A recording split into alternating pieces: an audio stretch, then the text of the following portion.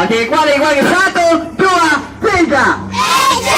Dia pandai. So selalunya polis dia akan kejar orang jahat. Saya orang jahat, Tom, polis dia kejar saya dekat sini. Saya lari dekat sini. Sini Tom, kejar saya. Awak pandai siapa tu? Itu depan tu director. Sini, kejar saya. Sini Tom. Nampaknya awak penat lah hari ni. Tom, awak tak nak buat ke? Okey, tak apa. Saya tarik awak sekali lagi. Okey, tarik. Saya turunkan awak ni. Awak kejar saya. Kejar saya Tom. Kejar. Laju. Okey, saya kembali lari dekat sini. Sini kejar saya. Alright, okey, tak apa. Mungkin Tom letih lah. Tak apa. Abang akan nak tukar kawan abang dekat sini. Yang ni warna biru dekat sini. Pengganti Tom. Mungkin Tom tak berapa sihat lah hari ni. Ben, nama dia Ben dekat sini. Macam biasa, Ben akan jadi polis juga. Abang akan jadi orang jahat.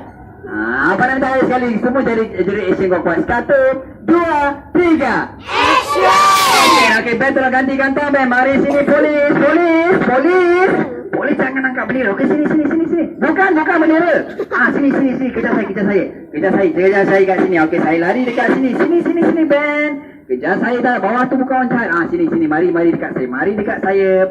Kejar saya lagi dekat sini. Kejar saya dekat sini lagi. Sini.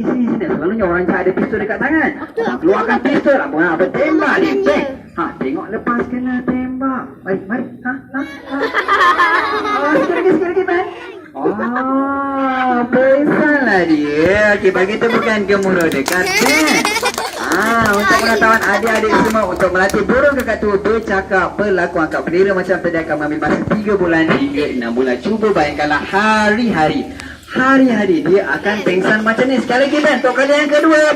Tank. Untuk kali yang kedua, Ben. Satu. Yes. Sekali lagi. Okey dah adik. Ini bermakna bila kita usaha hari-hari, kita buat latihan hari-hari, kita boleh capai kejayaan.